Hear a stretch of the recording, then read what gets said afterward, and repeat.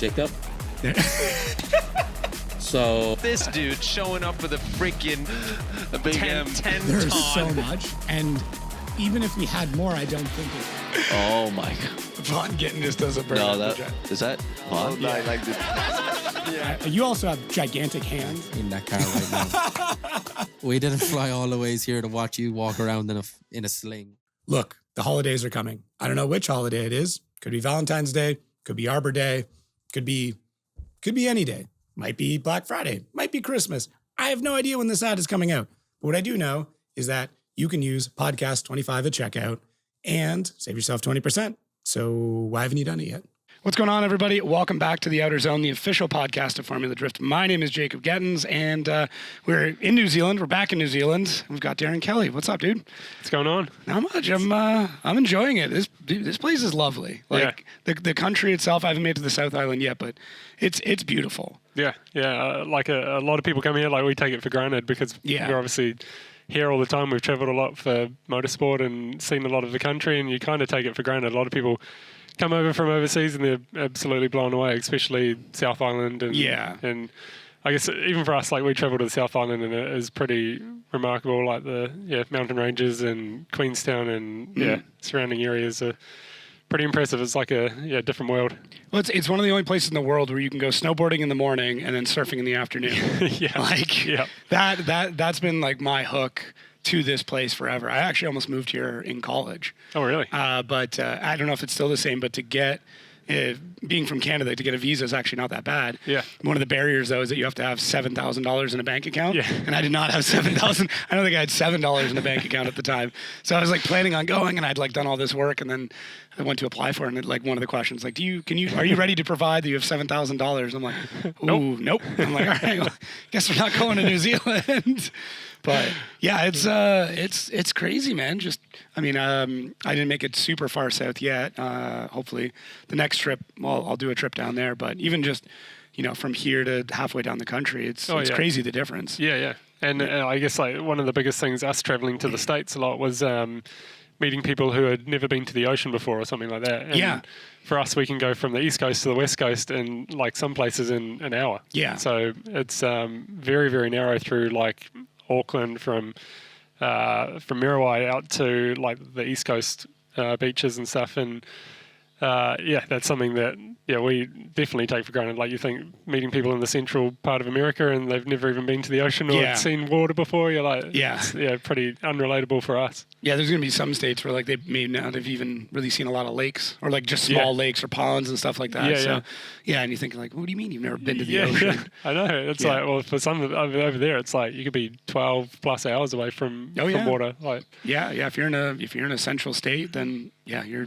Yeah, that's it. There's not much going on. So Which again, that's an experience for us traveling over there too, and seeing that side of things and totally different landscape and scenery. Like that's one of the things I like the most was traveling from somewhere like California, and going all the way across to New Jersey, like seeing everything in between, how different the country is. It's a wild experience going from that, like going from the California desert, and then you would drive through the desert, and then you maybe go over to the Appalachian Mountains, and then up from there, and it's like, what is this place? We forget how different America is too. I just think for here it's so condensed. Like you have so many different ecosystems, and I was saying to a guy the other day that like it tripped me out to see a big pine tree next to a palm tree. It's not called a palm tree. What did he call it?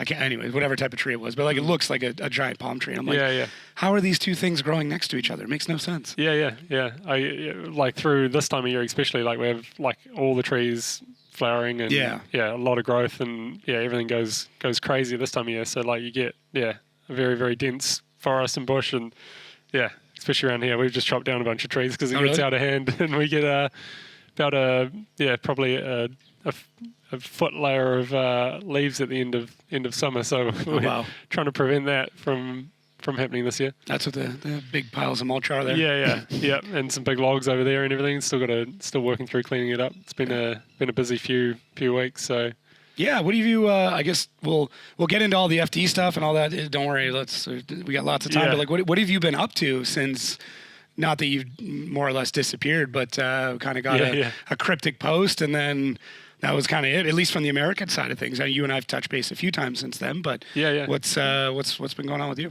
Yeah, so the last couple of years kind of changed a little bit in direction. The FD side was something I definitely wanted to continue on with, and like we're still in talks with a lot of some teams and some, obviously made some really good friends being over there and doing that for the year and a half that we were up there. Yeah. Which was is one of the biggest things to take away from the whole thing, and that gives us a doorway back to going back and doing it the way that we want to do it. Yeah. And the way we did, I guess, going back to the beginning of going to FD and doing what we did and everything like that was always a goal of mine, like compete at FD. The way, obviously, very hard to achieve to compete at that level from a foreign country. Budget-wise, logistics, all your the crew you need, everything like that.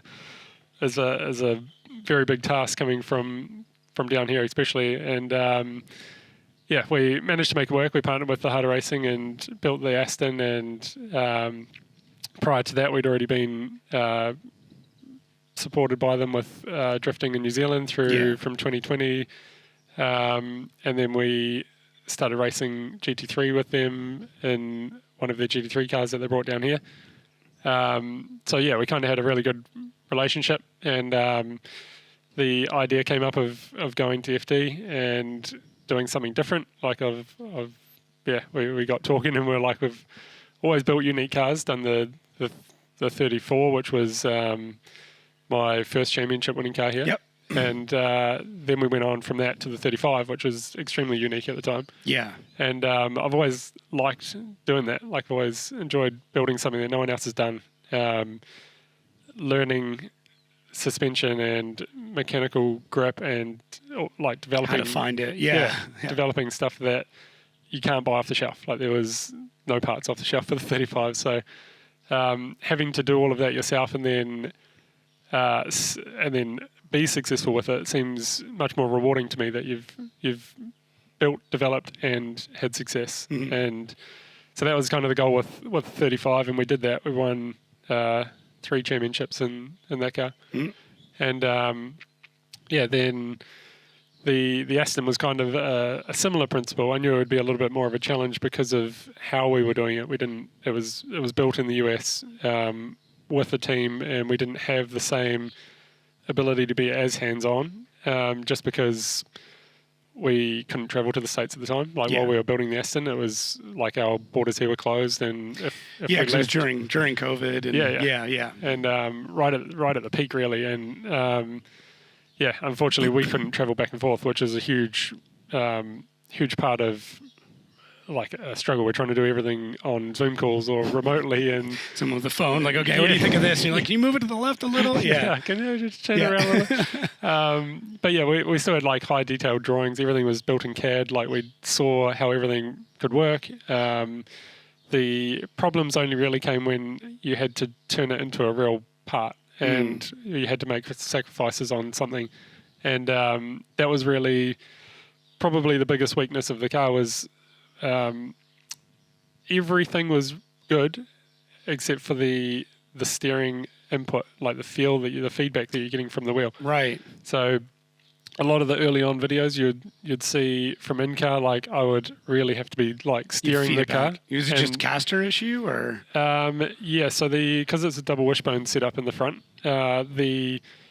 it had trail adjustment, which is the point where you're moving the hub backwards and forwards on both axes, and then your caster, which is the swing of the lower arm. So we maxed out the caster and we maxed out the trail, which should essentially give you the most feedback and feel. Yeah. And it still didn't give enough. The caster, I think, was maxed out around just under 3 degrees or something, so it was very, very small. And the reason that the sacrifice was made in that direction, which was something we kind of didn't discuss at the time that the decision was made, I would have said, don't worry about contact patch, worry about like caster. Oh, Like caster interesting. would be priority to me. Right. But they made the sacrifice of caster to give more contact patch at big angle. Okay. And I was like, that's on paper that would probably make sense. But in reality, the contact patch, when you're at angle, you're basically like you've taken away all the lateral force off the front tire. Yeah, it's all angular at that point. Yeah, so you're rotating the back of the car around. So there's not a lot of load on the front tire at angle. So to me, I would have been like, you look at the RTRs, one wheel's up in the air. The other and one's, yeah. One's got this much tire on the ground. So it's not as crucial as you think. And you're steering with the back of the car at that point. So you're taking away all of like the push force on the front tire. So yeah, I would have said like, give us a range of like 4 degrees to 8 degrees of caster or something, and then we can work in that, and that'd give good feel. Then we've still got the trail adjustment as well. Yeah, because you still want a really good contact patch at center. Yeah. Because realistically, that's where the car's going to end up understeering, and that's Turning. where you want it. Yeah. Yeah. And if you're losing some at full lock, that's fine. But like maybe the 0 to 20 degrees perfect contact patch, that's phenomenal. Yeah. We can use to lose some later on. Yeah. Because if there is going to be any load on that tire, it's going to be all on it at angle at that point. Yeah, and yeah. really, we're not at full lock all that often. No. And if you are, there's a bigger problem. Yeah. Like it's a correction at that point. Yeah. So like the real crucial points are turn in, because that's going to be where you've got most load on the front, where the car is trying to travel forward. Right. And you're trying to turn the front of the car. So you want a good contact patch then, or like your mechanical grip on the front end to be at its peak as the car's going straight. And Right. then as soon as you start to rotate to angle, like most of that load comes off that front wheel. So That's it. It's interesting because like I would think some of the struggles would come from, okay, this is a team that's more attuned to grip racing, and they were building the car like grip racing, but it wasn't. It was a team that was like, oh, here's what we think we kind of know about drifting, and we're going to build it towards that. So it was like some assumptions made, which, I mean, from 50 feet out, that is a good assumption. Oh, we want to make sure we have contact patch at angle. Yeah. But drifting is so much more complex than just that. Yeah. That it's like, okay, that's a great assumption, but it's not actually the correct one. Yeah. That's weird. When you've got to make a sacrifice, you're like for me, it's a simple decision to be like, oh, don't worry about like front end grip at big angle, Yeah. because like we've taken away all that load. We've rotated the car. It's now driving off the back. Yeah. So, and yeah, like you know what a car feels like at angle. It's got you're not pushing the front. Yeah. So there's it's really just as you're shallowing angle or transitioning from left to right that you want like a good front end grip. But yeah, for a circuit car team, I guess they're looking at it like, oh, we want the most grip everywhere. Like Right. And yeah, so something that I guess that's why it got overlooked is because to me it's such a simple decision to be like, no, like don't sacrifice caster and steering feel, definitely sacrifice the grip at big angle. But to them, they're like, well, grip should be priority. But yeah, it's not always. But driver feedback in this sport is Yeah. worth more than that little bit of grip. Oh yeah, Because we can work around the grip, Yeah. but if there's no feedback or I'm having to feed the steering wheel every Yeah. transition, it's extremely hard to be accurate. So Yeah. like tracks like Orlando or Yeah. things where you've got to come in and fire the car up onto the wall early and just be committed on the gas. Like for me, we'd fire it in there and you'd be like, oh, like it would take you a second to be like, all right, now it's set and you can go. Whereas you should be able to flick it in and like barely hold the wheel and it gets to angle and you're just on the gas and you just keep going. You're making small adjustments through the corner. But with that, you're still like trying to figure out like, oh, is the car like settled or is it going to try to shallow? Is it going to try to increase angle? Like, so you're trying to do all of this off of the feel of the car, not the feel through the steering wheel. Oh, so okay. that was the biggest challenge with that car, and things like tracks like Atlanta, like where you come in and you flick big angle, and then you're straight away into another big flick in the opposite direction. I couldn't just load it up and then flick it and let the wheel go or have it self-center or rotate. Right. Because it's got no centering force. So I'd have to be like, oh, back this way and then, back that way. so you're just So- doing a ton of work in the car. Yeah, which we got as best as we could with what we had to adjust it with. Like we had adjusted it, like maxed out the caster, maxed out the trail, tried a few different things like your ride height and things like that to try to get it to change the load. And, yeah. And the last round of that we did at Atlanta was definitely the best it had been. And 100%. obviously that showed, and we like nearly made it to top 4. Like it was it was pretty good. And you could clearly see through qualifying. Like we did have some issues with boost spike and then some cuts and some safeties and stuff, which was an issue in qualifying in top 32. But by top 16, like it was a really nice car to drive, and like still would have loved to have had more feedback, but it was drivable, and you could make it do what you wanted it to do. And, it was a drift car, not a road car or road race car that was turned into a drift car. Yeah. And there's sort of a few things that add up to being like, competing at that level, you want everything to be like, if there's an issue, you want it to be the tiniest issue possible.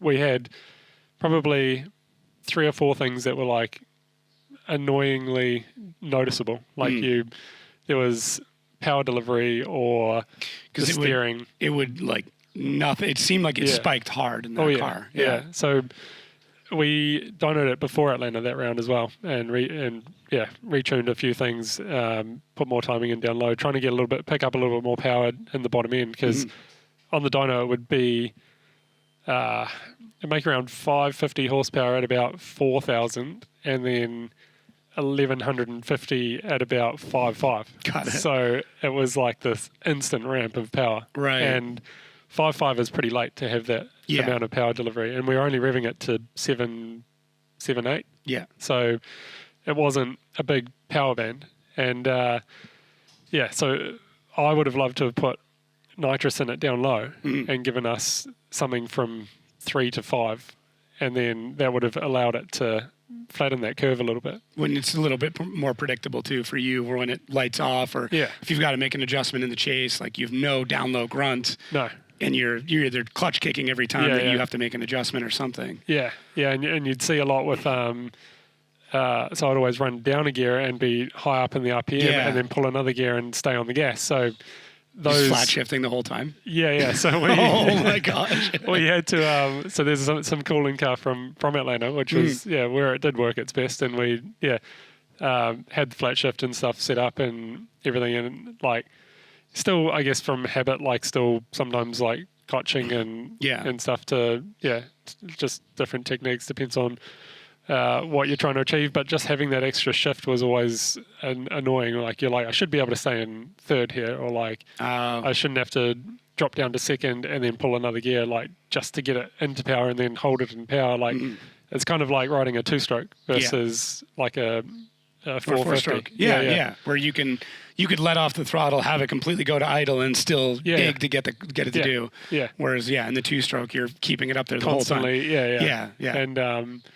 And like I don't hate that driving style. Like it's fun. But in a competition format where you're like wanting everything to be as best as it can be, it adds a challenge. And you want as much to work with as possible, right? Like it's like having a window like this is not great for what we do. Like we've sacrifice horsepower for a bigger power band. Yeah. And that was probably one of the biggest struggles, just for like it would pull through the power. Like if you stood on it in third, it would still definitely pick up, but it was just that slower response. Whereas, not instant. Yeah. Which is the difference between like being on somebody and being half a meter back. Oh yeah. And like you're talking fractions of seconds make all the difference in drifting. And like you see someone's car, like Peter's car in Europe is mind blowing. Like just like as soon as he touches the throttle, any gear, no matter what it's in, it's just whap. Yeah. Like, so, which is obviously nitrous and everything as well. But just that kind of response and setup is what you need. Like that's the sort of power delivery that you aim for. But those are sort of the main challenges we had with that car, and everything else was like it had big potential, like for sure. If we could get the steering working good, the whole rear end worked really well. Like it had a lot of good mechanical grip. We often didn't have it maxed out. Like there was more in it, and sometimes it was a sacrifice because of the power delivery that we were like, if we make it too grippy, then we're going to struggle with it's going to fall off power. Yeah. So we would try to get it working, and I've found Atlanta, Orlando stuff in year 2, we definitely weren't getting left behind, or it was stayed with basically everybody that we battled. So it wasn't like we were on the back foot for mechanical grip. It was just really the steering that was letting us down in performance of drivability. But I think the chassis itself has good potential. Everything worked really well considering none of it had ever been done before. Yeah. And from literally front to back, it was all brand new. Yep. And yeah, just a completely, the car itself had never been done, a V12 in one of those cars as well. Oh, right. Yeah. Yeah, I forgot about that. Yeah, they didn't even think it would fit. And we obviously, if we were going to build the Aston, that was kind of the reason the V12 came up was if we were going to build the Aston, I was like, oh, we can't just put a V8 in it.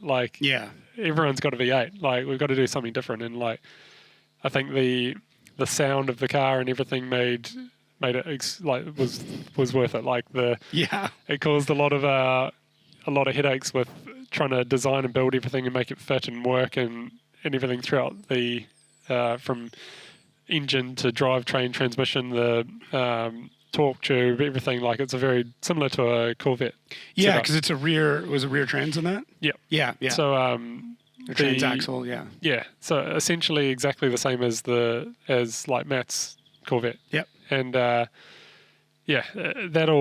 worked really well. We had really no issues with drivetrain. The RTS was amazing. That was the first time I'd driven with an RTS, and an entire season of testing FD events, testing outside of FD as well, and having issues with things like getting everything working correctly. We had a small the shifter catching on something from an assembly issue, but that was the only problem, and that it just was a little hard to shift one time. And we just, so when we pulled the gearbox down at the end of the season, there was a tiny little nick off of one of the dog rings. And I was like, I know when that happened.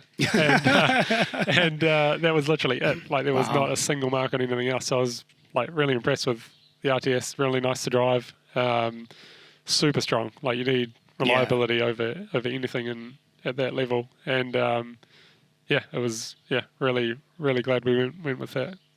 Did you guys? It's been a bit, but did you end up losing an engine end of season 1? Is that when it happened? Yeah. So it was when was it? St. Louis. Right. Was the first engine. Right. That was so we went through a few different variations of the motor. Originally, it was the standard bottom end, but forged pistons and rods and everything like that. It was a built motor. But it was a factory crank. Okay. So that was a 6 litre, I'm pretty sure. 6 litre V12. Then we we had a custom crank made, which was a 6.6 litre. So stroked. Yeah. Yeah. And that was a billet crank, and that was the version 2 motor. So it was always a pain to swap that motor out. But at St. Louis, so the bottom end was actually really, really strong, really good. Never had a problem with it, ever. The issue we had at St. Louis was their hydraulic lifters, and the oil flow, the feed goes in from the front, and at the back the lifters were losing oil pressure, and then the valve would stay down or something would happen and the shim would come out and then the piston would hit the valve. So valve float and then lose a retainer and then the valve would come down. Yeah, and then it would just smash everything to pieces. So that's what happened in St. Louis. It was a valve train issue that caused the motor failure, not anything to do with the bottom end or power or anything. And that was our first year of St. Louis? Yep. So that was the big track layout? That was... Which one was that? That was before they changed... To the technical version. Yeah, that was that crazy... Yeah, the one that everybody wanted us to go back to, but this was still the big S bend through the midfield. Yep. But and I think the next year it got expanded out further to create a bigger Yeah. arch. Oh, okay, gotcha. Yeah. Okay. Yeah. So that was still running that section. But yeah, it was just I think it was in practice or something. It was early on, and then we couldn't fix it in time. Our spare motor was in Atlanta, and it wasn't quite ready to go in. Like it had, basically it was all assembled, but it didn't have everything ready to be chucked on. So there wasn't enough time to get it done before qualifying and everything. So we had to bail out on that round. But then, got the motor in between then and what's the next one, New Jersey? From St. Louis, you'd probably be over to Seattle. Yeah. Oh, yeah, that's right. Yes. Yeah. And then, it was actually, because then we had a small issue with the clutch at that round. So we didn't drive the car between St. Louis and Seattle. Right. And, unfortunately, we got to... So I wanted to fly in and do a test on the way to Seattle. And we tried to, but, couldn't time it right. The guys were still, traveling from Atlanta all the way across to Seattle. And... we didn't get a chance to give it a good test, but the first lap of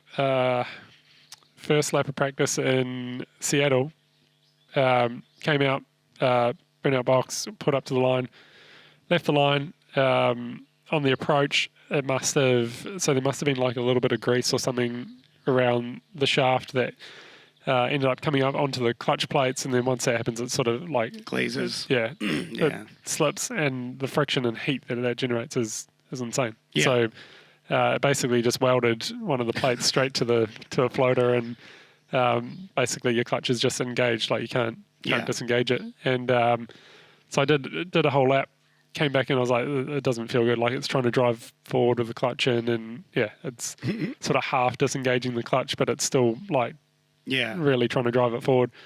So he pulled in, got it up on stands, pulled everything apart, tried to get it fixed. We'd really limited on time. It's one of the only rounds where your first practice is on the same day as your qualifying in the afternoon. Yeah. So we were kind of definitely against the clock on that one. And we got it all apart. We had a problem where we couldn't get the transaxle out enough to get the torque tube out to get to the clutch. So by the time we got to the point where we got it out, we're super stretched on time now. If we don't start getting it back together, we're going to miss qualifying altogether. Yeah. So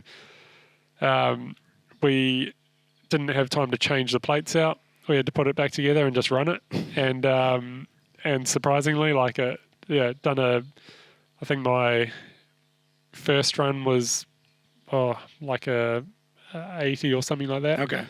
And then the second run, so this was when your bottom 8 would go to second pass.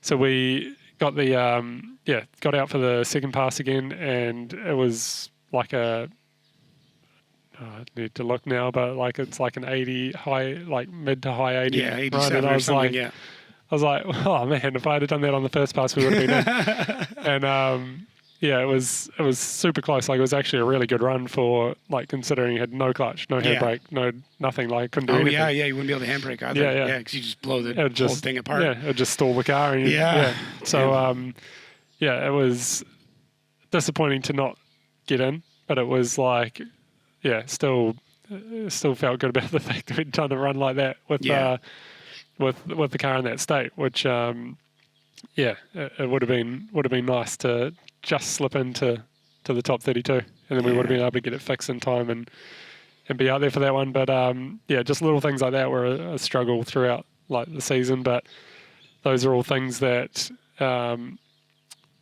I guess you learn over time. The team weren't familiar with drift cars and their demands and the things that go wrong and how quickly we need to fix them or things like that. And that's where design is based a lot of experience. If you look at guys who have been doing it for a long, long time, the design Papadakis, an engine in and out in like 40 minutes. Like, Yeah. it's incredible. RTR with an entire rear end swap. You could do like a rear end swap in 5 minutes. Yeah. Yeah, because everything is just like, okay, unbolt. Plumbed, ready, Yeah, dry dry brakes. locks. Yeah, exactly. Yeah. Yeah. So that sort of thing is like where your experience and your knowledge is why those guys will be in qualifying every single time, no matter what happens. Yeah. So like even Turek has like blown a motor on the first qualifying pass, been out for the second. It's like incredible. Yeah.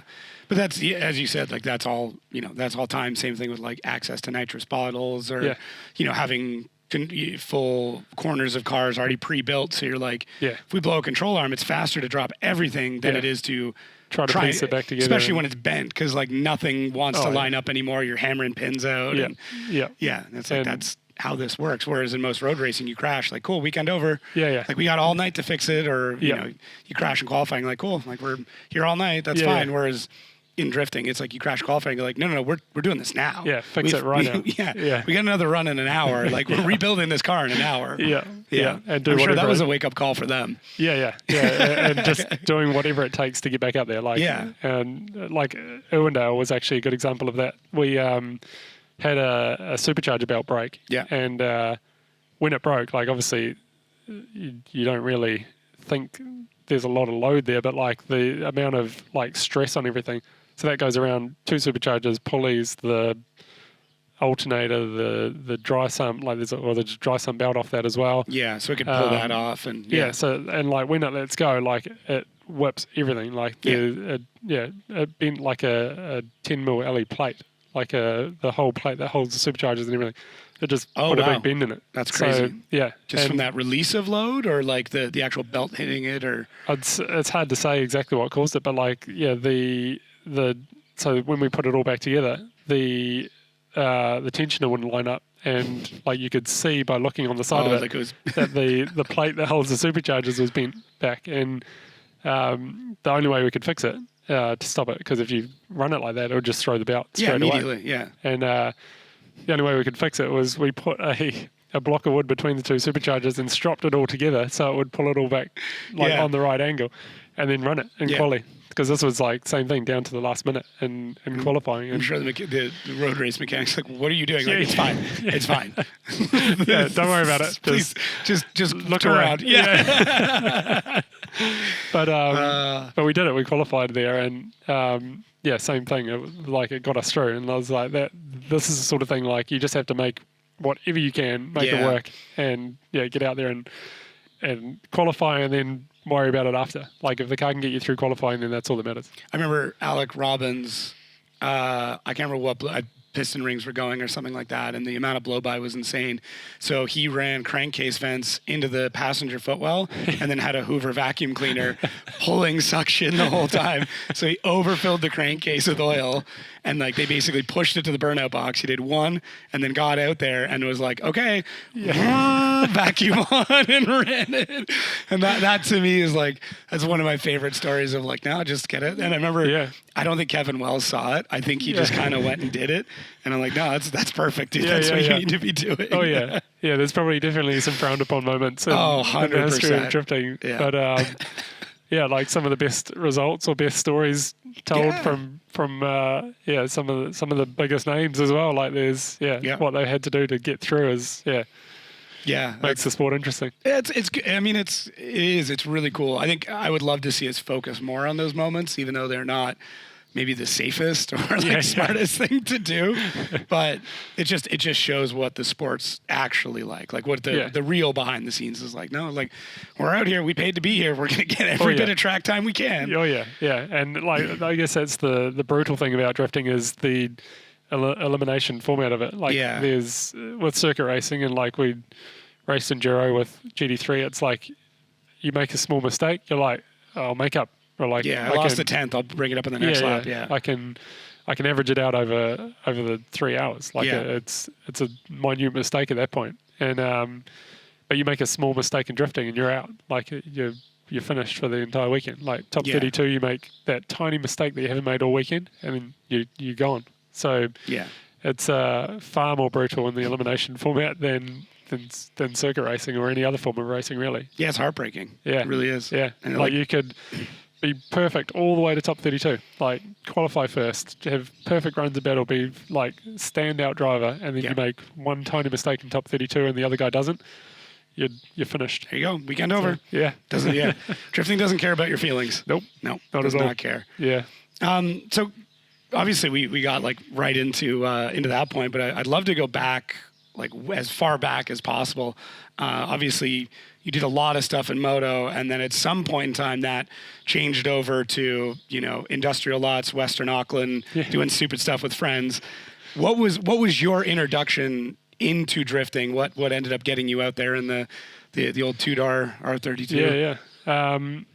I guess when we started out, like there was no track days, no events. Like there wasn't. Caveat to this, kids. Yeah. It was a different time. Very, very, very different. Like this.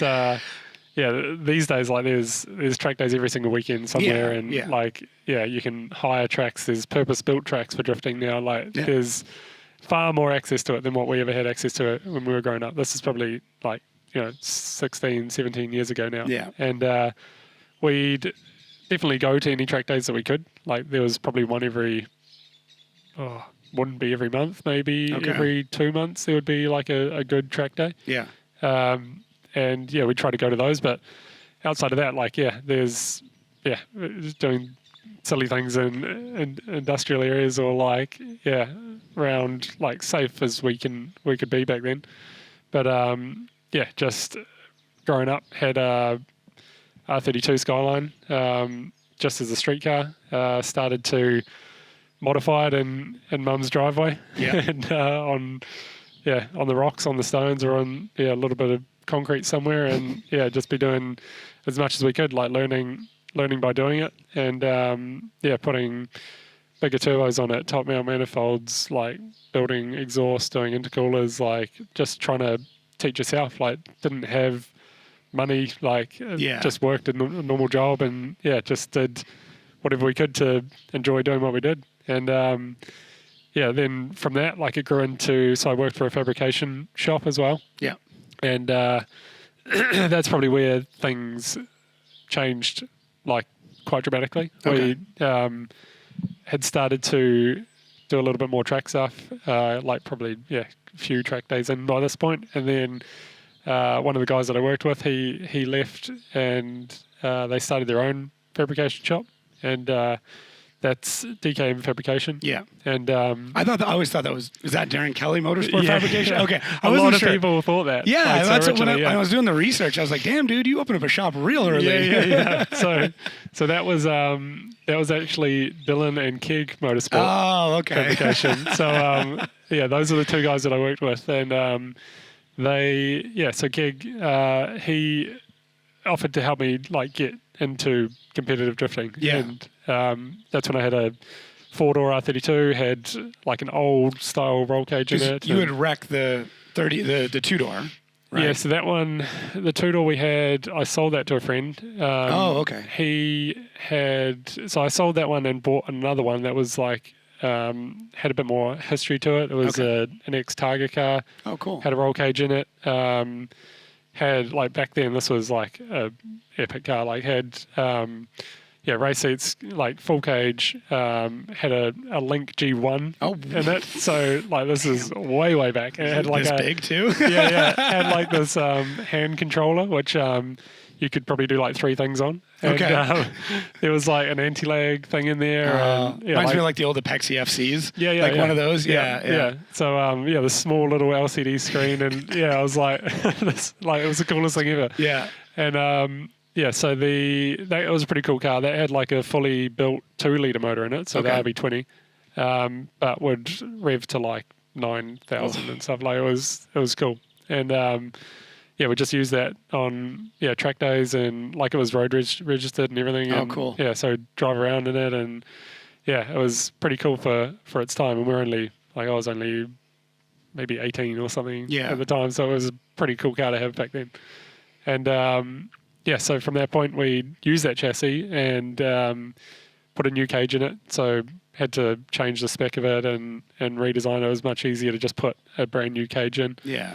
Get it homologated, get everything up to spec. We put a 4-speed Jericho dog box in it. Yeah, because you had a whole bunch of gearbox issues before that, right? Yeah, Yeah. and that's always been a common problem. RB25 gearboxes or 20 gearboxes, like just don't handle the abuse for long. Like they'll be fine for driving them if you can be nice to them. Yeah. It's as soon as you start to shift with them, then they don't like that.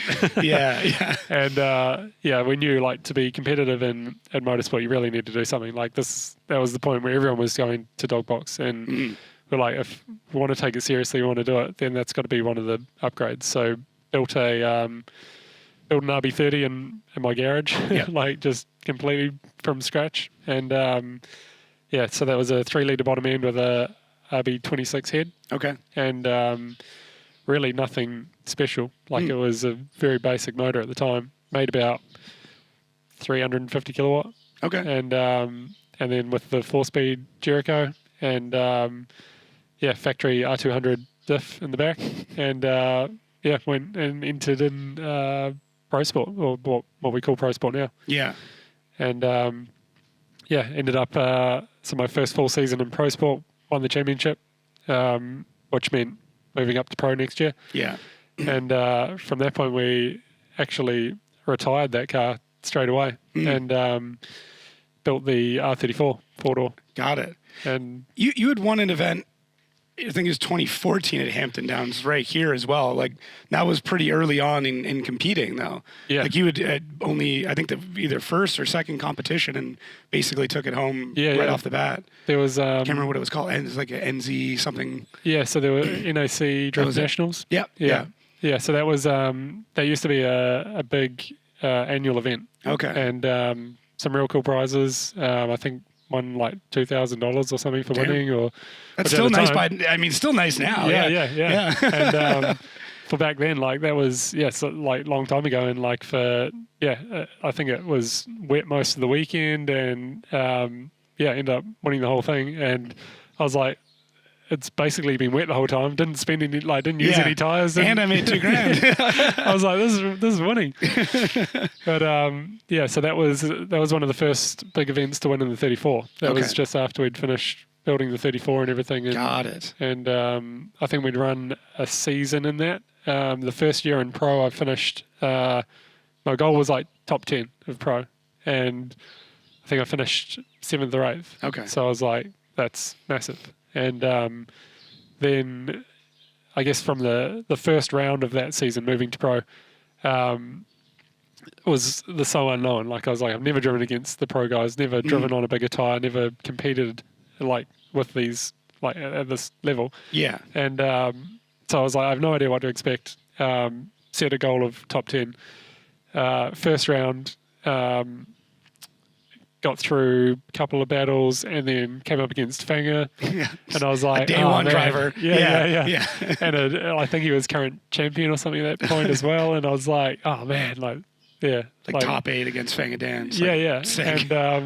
And I ended up beating him, and I was like, holy shit. And from that point, I was like, I guess that changes your mindset completely, because prior to that, you think like, oh, those guys will be unbeatable for me at this point. Like I don't feel like I'm at their level, but when you battle them and you do beat them, it changes your mindset completely. And from that point, I guess it was sort of a stop aiming for like a top 10 and look further up. So for the next year, I'd said like I'd love to be on the podium for the championship. Yeah. And that year we won the championship. Yep. So it was pretty good. Nailed it. It was a pretty good jump, and pretty unexpected. Like it's still something like at that time there was drivers we looked up to for years, like Fanger, Gaz, Cole, Kurt. Yeah. Even my first year, even Mikey was competing. So there was a lot of top level drivers, and like guys that are still phenomenal drivers today. Yeah. So Fanga's still crushing stuff. Not sure about Gaz. I'm learning as much about New Zealand drift history as I can, but I got a good chunk down, not all of it yet. Yeah. Oh, Gaz is a phenomenal driver. Like he doesn't compete full time anymore, but everything he enters, he'll be in the mix. Like he'll be on the podium for sure. Yeah. But That's crazy. yeah. And Yeah. then you're a 3-time champ? Yep, 3 in pro and the 1 in pro sport, which was the first full year. But Yeah. for pro for New Zealand, 3. That's wild, dude. Yeah, it's pretty good. Like the events, I guess, that we've had access to down here, like Drift Shifters or Summer Bash or the D1 events or the NIC Championship, and everything like that. Like has been, I guess, really good for bringing all of those drivers together. You get to compete against the best guys and have a lot of good battles, a lot of practice, and a lot of. That's one of the things. Like now, I'm like you always want to drive against the best. So and that's what makes you better. It is strange that a set of islands with the same population as Chicago has produced so many good drivers. Like I think it's a similar effect to what happens in Ireland and a few other places where the best never really went anywhere. Like, I don't mean that in a bad way. Like, obviously, you and Mike and even Fangadan and like a lot of drivers have gone other places and done other things, but you all come back here and still compete. So, like, you coming up through the ranks, like, you had to go through Fangadan. Like, if somebody, if, I know you're not driving as much nowadays, but like, if somebody wants to go and be the best, they still have to get through some incredible drivers. And to me, I think that is what builds a country or a local community of drifters, is when the best of the best are still keeping up with what's going on in their local scene. Even if it's just, I mean, you're moving into judging now, which congrats on that. That was announced, 2 days ago? Yeah. So, but either way, people still have to go through you in some way, and you're going to hold a pretty high standard in order to be good for the local area. Yeah, and that's something like I've always tried to say to people. Like I help a lot of guys here with suspension or car setup or even some stuff at the track and everything as well. And that's something I always say, like don't try to avoid competing against the best drivers. Like try to make your competition the best they can be, because that's what's going to make you better. Like you have to drive harder, you have to try harder. Like they're more of a threat. So even for me, helping these guys, like making their cars better, making everyone else better, it's like I want that, because of like when I come back to compete, I want to drive against guys that are like, don't make this easy for me. Yeah, that's what makes it fun. And like it also helps the sport. Like it's what people want to come and watch, and it's what you want to see, good battles and people driving hard, not 3 car length gaps and trying to like people just struggling to be competitive. So doesn't help anybody. No. Doesn't make for a good show. Doesn't. Yeah, and nobody's winning when. Yeah.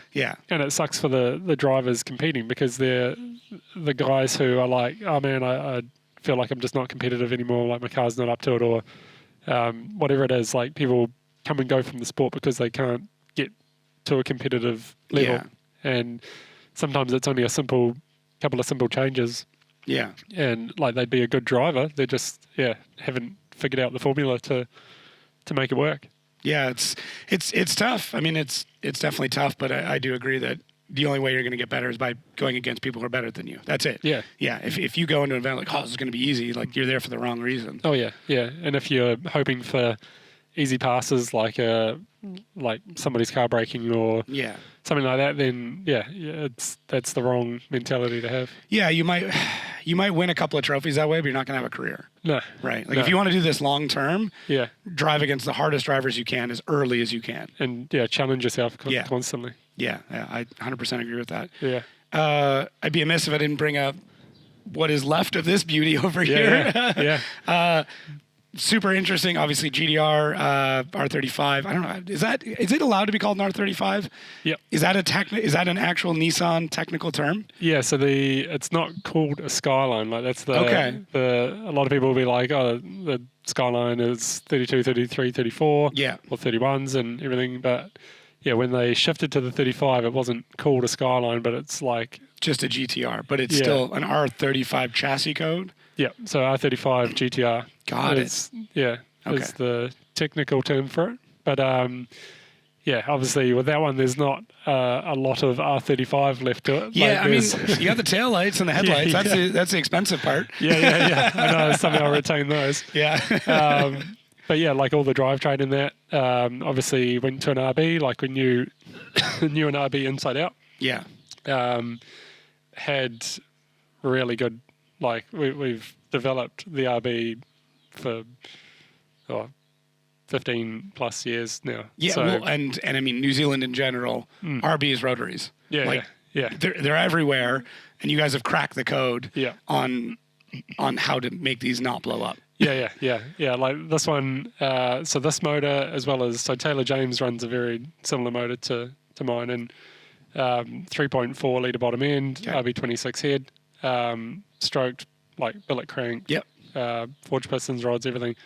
Bottom end has billet main caps, Okay. big flex plate in the bottom, stops all the twisting, Yep. reduces harmonics. Then in the head, we've got oversized valves, shimless buckets, aftermarket cams, everything like ported, machined. A lot of work in the motor, but they'll run like this one has run 2 seasons basically untouched for like 2 full D1 seasons. Yeah. Completely untouched, other than basic servicing, and that's run at 930 horsepower the entire time. So, Is it?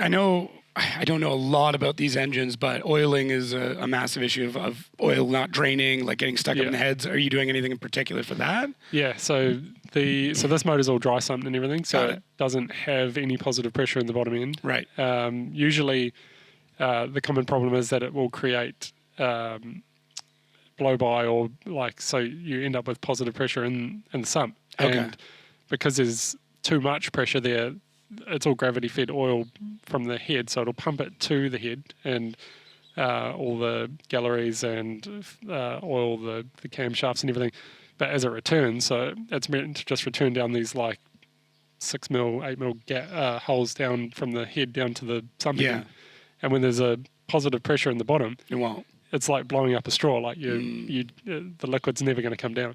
And so by dry sumping it, it reduces the amount of pressure in the bottom end, so everything can flow nicely, can return to the bottom end fine. Also gives you constant and consistent oil pressure. Yeah. And we've got 16 litres of oil in there, so your oil temperature and everything really is quite consistent. But yeah, then everything else is a big factor as well, like making sure that the bottom end's not moving, twisting, Okay. which is why we run the flex plate and all the billet main caps, like the cradle. There is cradles that you can buy that are good, that sort of have all that sort of built in. But yeah, you really want to stop the twist because like creating a lot of power. And It'll actually twist the whole crank. Yeah, Or so not the crank, the actual the bottom end. entire block. And Wow. that's what causes damage. So like you're changing the shape of everything. And Yeah. and so your pistons will be like contacting the bores and like everything. It just completely changes the shape of the entire bottom end. So as much as you can hold that in position as you can, the less wear and tear you're going to have. Like Yeah. we pulled bearings out of this motor after 2 seasons, and they looked brand new. So it's definitely got that to a point where very happy with like the reliability and how long it has really That's has crazy. lasted. And that's a non-billet block. That's a OEM block, or Yeah, that's still a factory block, which is really the only thing. Like we did get a billet block and we looked at going down that road, but kind of had this working so well that I was like, we're going to open up a can of worms with going to a billet block. And like there's a lot of things that are good and a lot of things that are a challenge for, like with this car specifically. Like I guess my ultimate goal would be to send this car to FD. Yeah. And if we do that, I don't want to have little issues like, because we can make this motor work so well, I don't want to have problems where we can't start the car when it's cold because the tolerances are too tight. Yeah. We have to preheat the block or do things like that. Like if you're pulling it out of a container or a truck or something, you don't want to have to warm it up for half an hour before you can start it. Yeah. You just want to be like, oh, sweet, we need to drive it like right there, 500 meters down there. Yeah, so, I don't have to like push it. Yeah. And so we sort of avoided the billet block route just because of the way we had to build it to, because they expand a lot when they get hot. So you've got to build them really tight. And that can create a lot of headaches. Like, not that it's a bad thing, but it's just the headaches that it creates. Yeah, for sure. Just kidding. This is an ad read. I hope we got this. Knowing Kyle, knowing our editor Kyle, he made that super, super seamless. But I am interrupting this message, and I'm super sorry. Maybe you're in the middle of your workday. Maybe you're driving. Maybe you're just mindlessly listening, and now you're paying attention. So now that I have your attention, guess what? Save 20%. That's right. Save 20%. Use podcast25 at checkout. PODCAST 25. The number is 25 at checkout. You're going to save yourself 20%. Yeah, if you're prepped to do all the work with it, it's great, but it's just more. And if this is holding, and hypothetically, if you are able to get that shipped over, which obviously I would absolutely love that. It's like, cool, we just build another one, and then we know, and there's two, but fingers crossed, we only need the one. Yeah. And for something like this, like, we built this car on the basis that if something has to be changed, it can be done quickly. So this would be a good example of a car that we could do a motor swap in an hour, sort of thing, and like have everything ready to go. So that would be my goal. My goal has always been to like have this at FD. But it's just the budgets involved in doing that, and and especially, and this is something I don't think we talk about a lot with drivers coming from overseas. Like, the New Zealand dollar is not great right now. No. Like, it's. Yeah. I mean, being a tourist coming over here, it's great. It's kind of great. Yeah. I was like buying coffee. I'm like, man, it's $7 coffee. And I get the bill. Like, it's $5. Yeah. This actually isn't that bad. Yeah. That just makes it, because it's almost at that point. I think when I looked, it was like 1.6 was what it was at, which is shockingly worse than the Canadian dollar. Yeah. Which is what I'm used to. Yeah. That just means that now everything is 60% more expensive than it should be. Yeah. So for us going over there, like, it's okay if you're like with the Aston, it was an American-based team. Yeah. So that wasn't effective for that. But for me, if I have to get local sponsors or like some international, whatever the budget ends up being, we take 40% of it away, because like we're traveling to a country where it's going to cost us that much more. Yeah. And I mean, realistically, for an FD team that has all the logistics in America, there's still 200,000 and up right now. Like, that's kind of, could you do an FD season for less than 200 grand? For sure. Is it going to suck?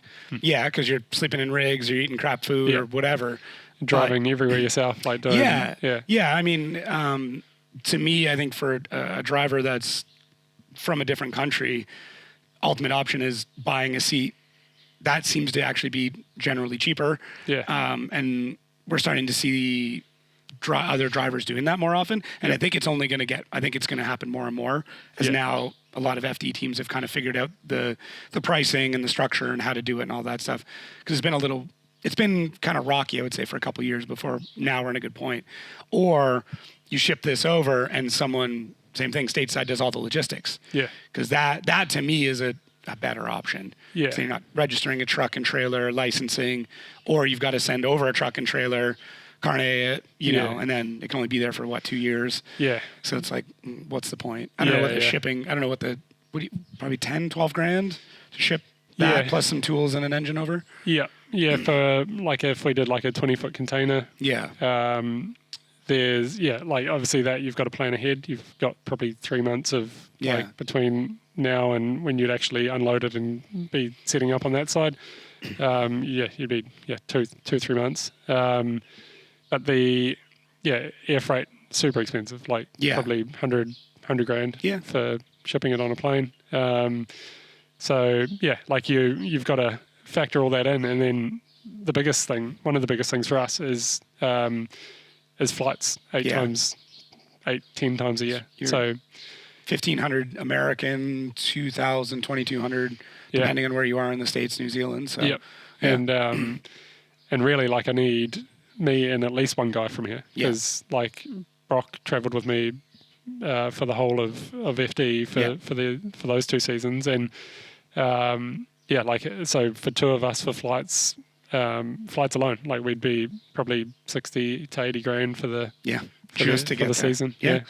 So that's a big chunk of your budget. That's straight away. That's not a rental car, hotel, food, No. anything like that. No, It's hard no. to pack a lunch when you're flying it 13 hours back to Yeah, LA. Yeah. And like that's one of the biggest things that I guess is not seen. Like it's one thing going over there and doing it all and experiencing it. Like it's a incredible experience to do, and I loved like every minute of it. Yeah. But some of the things that you don't see from the outside, like leaving here to getting to New Jersey, that was like it took us like 43 hours non-stop, like literally non-stop. Like I think we actually did stop. We stopped for 1 hour sleep in a hotel in Atlanta, and then which was like just up the road from the workshop that the Aston was stored in. Right. And we got there at like 4 a.m. Probably slept for not even like maybe an hour, and then was at the shop at like 6 and in the truck and driving to New Jersey. So that was like basically 2 night flights, because we had New Zealand to LA was 9 p.m. till whatever, like we land in the afternoon in LA. Yeah, because you go back. So like, I guess to like so give the day people the before. idea. Yeah, so like I'll leave here at 2:30 this afternoon, and I'll get to LA at I think it's like 6 a.m. Yeah. So like that's how far back. Yeah. And like of the same day, of the same calendar Yeah, day. yeah. So we gain a day going there and we lose one coming back. yeah. That's the part that sucked. Yeah, because I left on whatever Monday and got here Wednesday. Yeah. Sick. Cool. Yeah. Sorry, Tuesday. Yeah. Yeah, that's what really makes it your time away expand, because like it's fine leaving here. Like we leave on a Monday, we get there on a Monday, and we're good for the week. We can get to where we need to go and be prepared and everything. But when we leave there on a Sunday and we get back here on Tuesday or a Monday and a Wednesday, and then the work week's done. Like yeah. And then you're kind of a wreck when you get here. Can you sleep on planes? Not very well. Yeah, that does not help then. No, and it's a long way. Like we're done 13 hours to LA and then like another 6 to Atlanta or something. And 4 or 5 at least. Yeah. So it's and then you've got all the time between. Like you've got stopovers and check-in and trying to time things where you're not sprinting to the gate. Like well, especially LA, because like if you have checked bags, you have to uncheck them, like, check them back in, and then get to whatever gate you're going. And you never know what you're going to get in LA. Like sometimes we've been through there in like half an hour, and sometimes it's been like 2 hours or more. So it's you can't be like, oh yeah, we'll land now and we'll be on another plane in 2 hours. It's like we could be stuck in customs for 2 hours. Like, well, and especially coming into the States as somebody who's a race car driver, because you kind of fall into this weird gray area with what it is you're doing and visas and things like.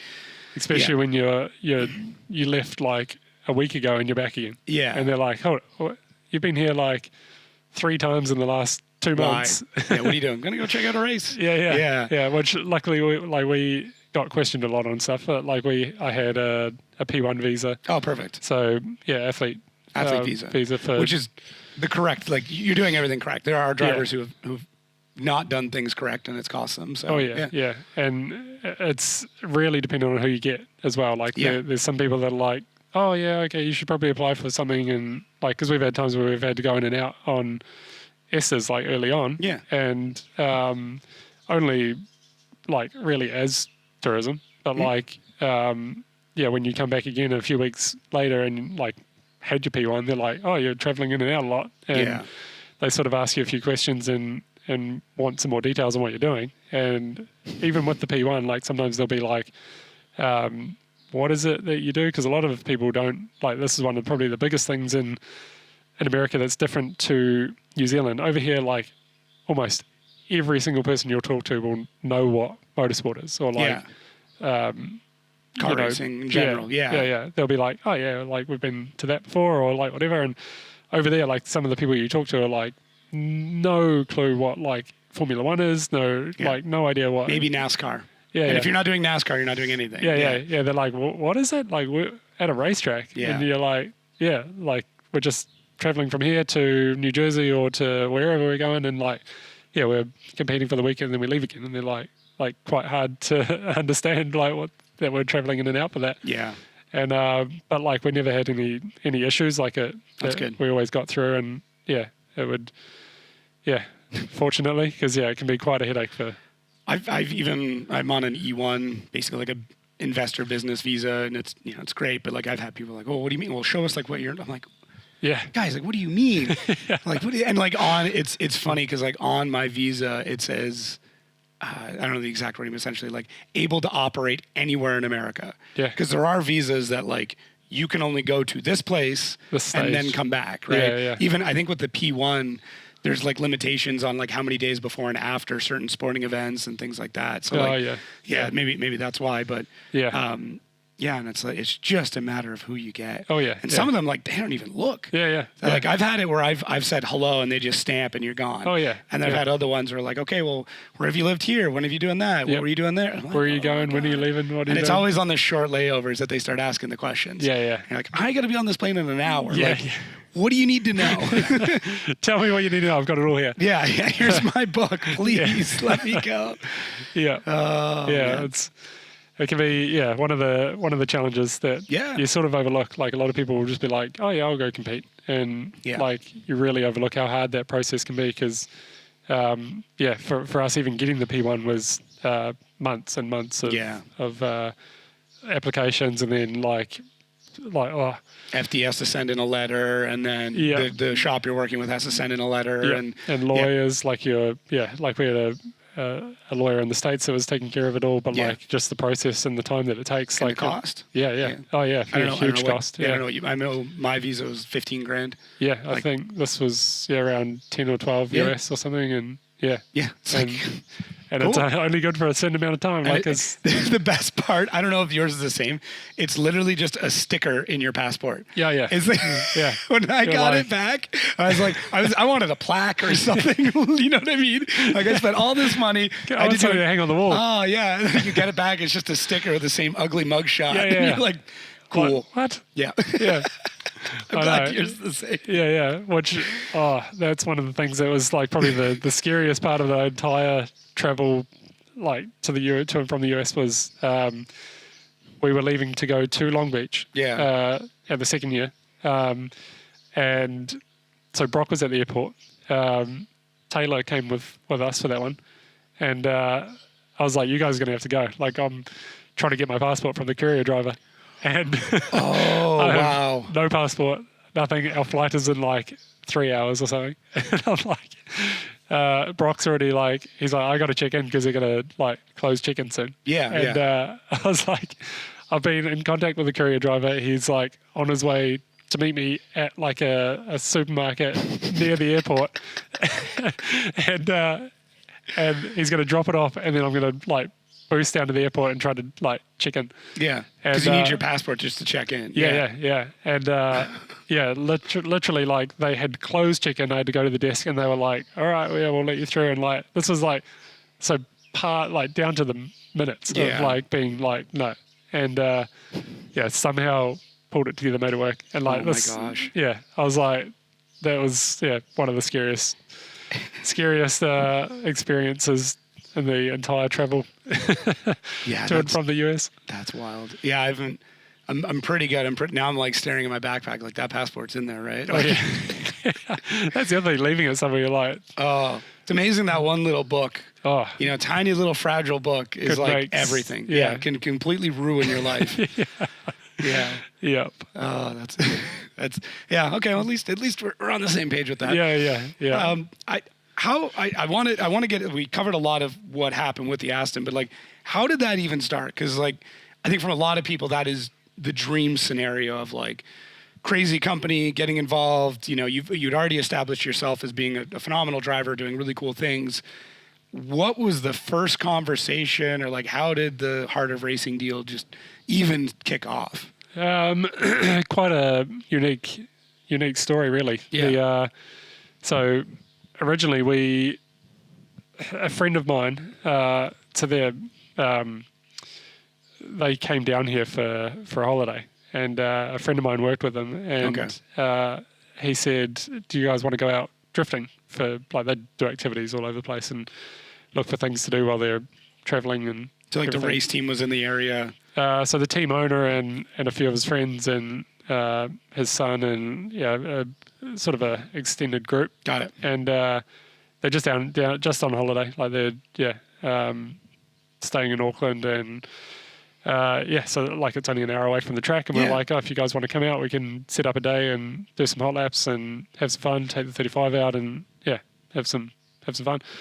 And did that. They like enjoyed it like more than anything. Like they were like this is crazy experience. And so from there they said, do you want to come for dinner and we'll go out and everyone will get together and go to dinner and stuff. And so we did that. And while we were at dinner, the team owner said, we've got Daytona 24-hour race coming up in January. And he said, do you want to come over for that? And like just we're taking a bunch of people and be a cool experience and just get to like be there for the whole time and like be around the team and experience all that. And I was like 100%. Yeah, like, of course. Absolutely. And, Easy, yes.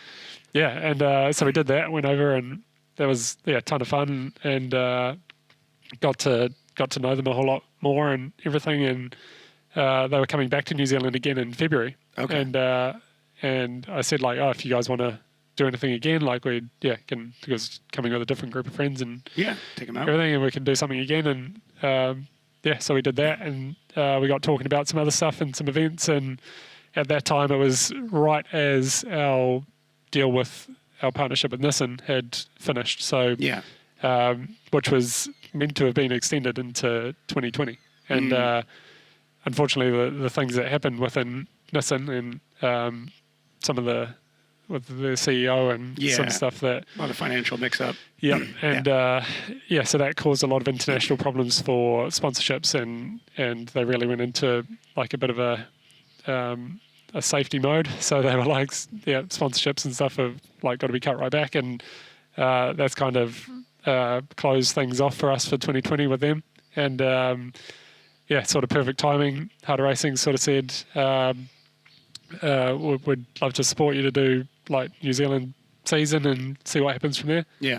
And so they jumped on for Leadfoot Festival, which is Rod Millen, Reese Millen's parents. Yep. They used to put on a one of the coolest events in New Zealand was Leadfoot Festival.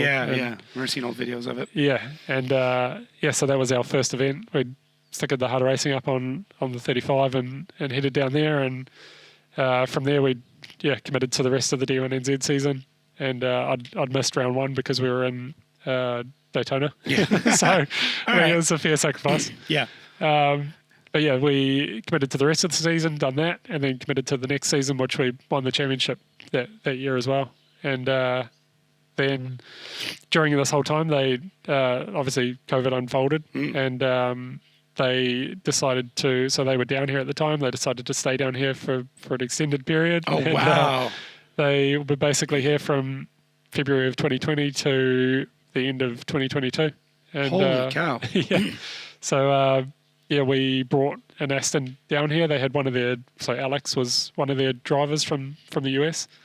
And he stayed down here, and we brought a GT3 Aston down here and went endurance racing. So it was quite a unique scenario. The Alex is a FIA Gold driver, is like very, very highly qualified. He needed a co-driver for endurance racing. So it came up. I was like, well, I would love to do it. And very little experience. Never actually done like proper circuit racing before, but I'll do it.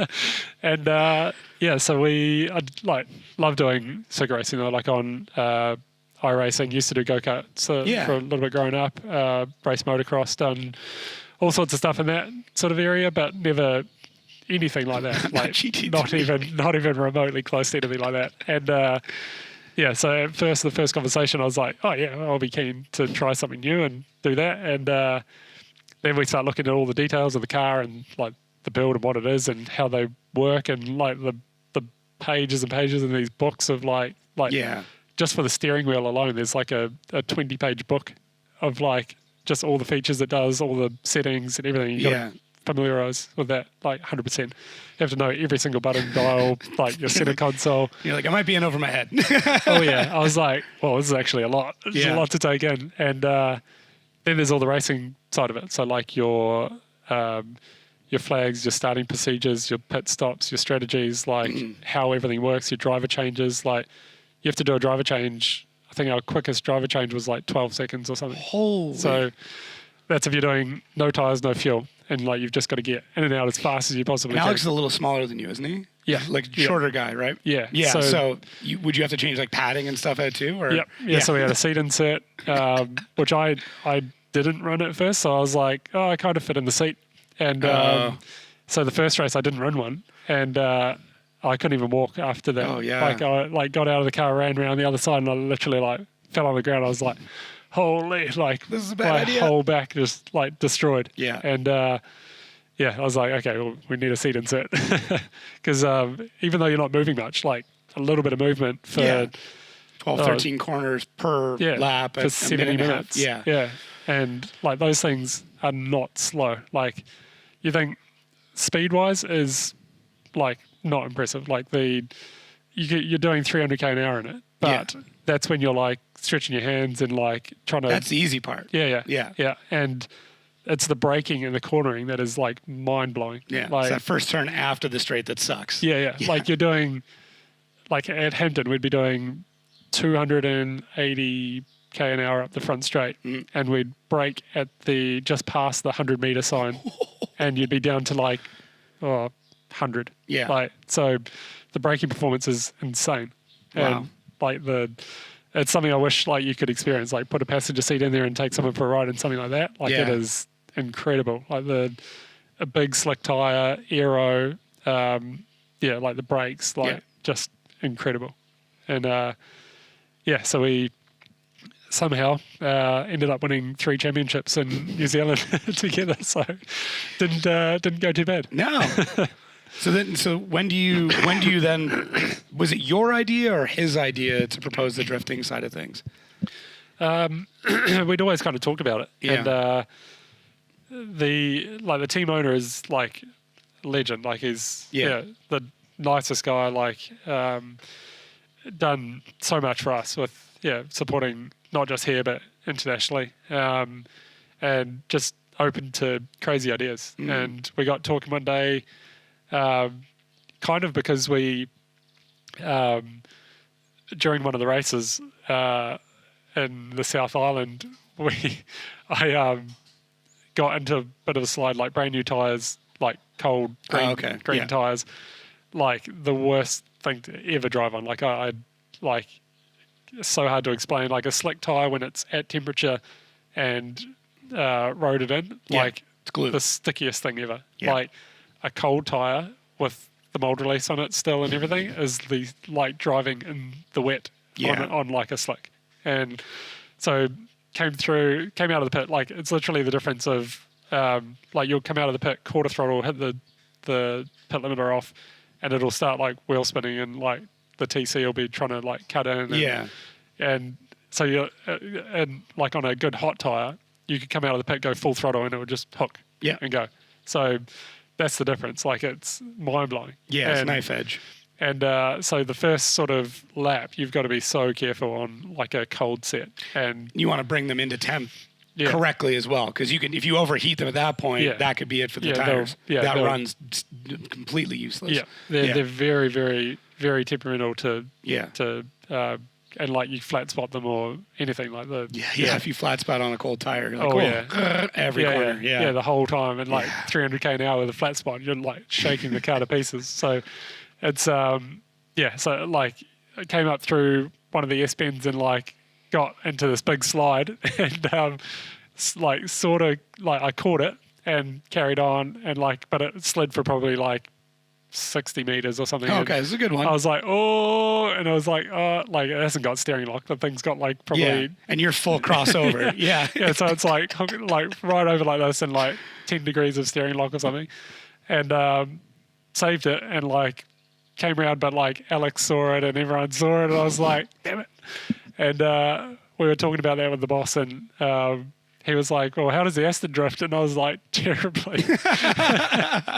And he's like, well, what do you think about building one for competition? And I was like, I think they'd be a good chassis. And we got talking about it actually in detail. And it sort of evolved from that. And we said, like, we got talking about like how we'd do it, what motor we'd use. And he said, like to take it seriously, go compete at FD and build something like from scratch and purpose built. And that's how the idea was born. And the next thing, the team manager rang me on Monday, and we sort of got into the whole thing in details, and we spent hours on calls going through everything and like putting a list together of parts to use and like the winters and like gearbox and how everything has to be designed. And kind of from there, the next few months are all like CAD drawings and designing and making things and sending it back and forth, and it started coming together. Was there like, I'm sure during the initial process, there was a lot of like, like this isn't going to happen. This isn't going to happen. Like these are, it's all hypothetical, but was there like a moment or a photo or a phone call where you're like, I'm going to America to drive an Aston Martin? Well, that was like the first call. I said to him, like after the conversations with the boss, the team boss, I was like, it sounds like we're doing this properly, but when the team manager rang me, I was like, are we building this as is this a demo car? Are we going to go do like some random events? Or am I going to show up to Daytona, do some donuts, and then go home kind of thing? Or are we building a FD car? And he's like, no, we're building an FD car. And I was like, holy shit. All right. we're serious about it then. And that's cool. So that's how all that kicked off. And for the next year, we built the car, and this was like early 2020. Late 2021, early 2020, 22. And the car was finished. So I flew to Arizona maybe 3 weeks prior to Long Beach, and we spent like sleepless nights for 2 weeks. Finishing it off, like didn't have the motor in it, hadn't run before. The motor was still in Atlanta, so two of the guys flew from Arizona to Atlanta, loaded it in a rental van, and drove it for 30-something hours back to Arizona. That's a long drive, depending on where in Arizona, but either way. Yeah, and during that time, like I was there doing all the delivery on it. So we fully wrapped it, got everything that we could be doing, we were doing, finishing all the steering components, the suspension, setting everything up as much as we could so that when the motor got there, we were like motor and plumb everything, get it connected, wired up. Then they flew the guy out from who did all the Motec programming, and he spent a couple of days going through everything, getting it all programmed and setting up the PDM and doing all of the parameters for everything. And then we fired it up, and it ran, like everything worked, no leaks. Had a couple of little things to tweak and change, and then finished it off, went and tested it. And in Tucson down, there's a go-kart track kind of track down south, and quick little shakedown there, and then loaded it up. And I think I remember seeing leaks of like that test popping up online, and people were like, it's actually happening. Because it was kind of hush-hush. Like there wasn't a lot of info about it, and there was like rumblings like, some dude coming from New Zealand. And in America, we're, other than kind of like Mad Mike, we're admittedly not super informed about what happens over here. Yeah. And then there was like a clip that someone posted, and like you could hear the engine be like, oh my God. And then I was like, oh, this is going to be wild. Oh yeah. It was, I'm surprised how under wraps we kept it for so long, because it's such a unique build, and like everyone was like, holy shit. I wonder if it's just because it came from a GT3 shop where it's like everything is under wraps. Like it's I've been in a couple of facilities now where it's like, you walk in, you check your cell phone in, like no, like you're not, there's no photos back here, nothing's getting out. So a similar protocol. Yeah, and I guess their network of people that they were using isn't intertwined with FD. So it's not like it's going to leak from WiseFab or something. Yeah, like someone's going to come out. And a lot of it was built in house, like all of the machining, all of the CNC stuff, all the CAD drawings are done by their own engineers and everything. So it was all very much in house. And from my side of things, I had to announce obviously because like the driver list came out and people knew that I was going. So I said, yep, I'm going, but we're not saying what I'm driving yet. And it wasn't till so we had Larry Chen do the photo shoot at Long Beach, and it wasn't till that exact time that people saw the car for the first time, like officially. Yeah. So literally, it went out of the trailer straight to Larry, and it was like photo shoot, post on social media, and it was like we tried to beat everybody else to it. And we did pretty good job of like we wanted to do a reveal prior to FD, but just time like ran out, and it was just like, no, we're going to have to use FD as the reveal, which was good. Like I wanted to, like it was cool to have it all come out at once, and like the response online was massive. Oh, it was insane. Yeah. And once people heard it for the first time, it was like, whoa. Yeah. So it was pretty cool. It all came together really well, and like the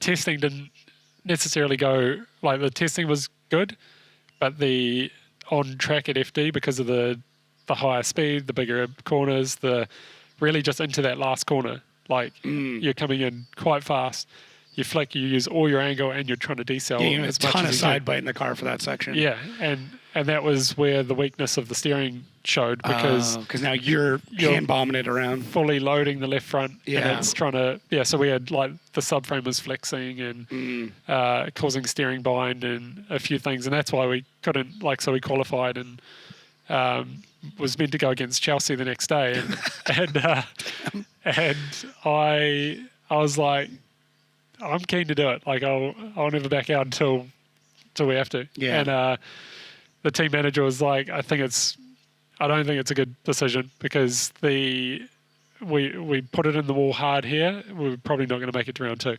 Okay. And so it was kind of like a disappointing thing for me, because I was like, we just got to FD, like we qualified, the car's running, like I can drive it.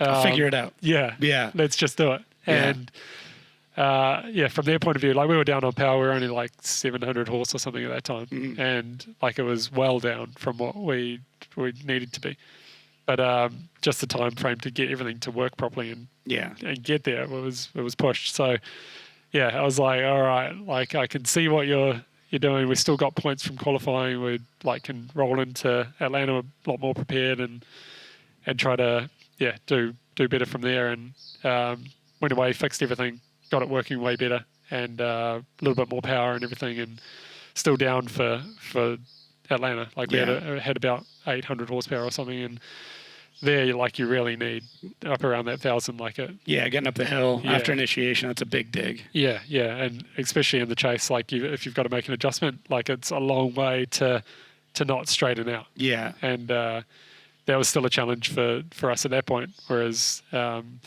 last year when we went back, we had all the power we needed. Like and it looked great. Yeah, like it looked.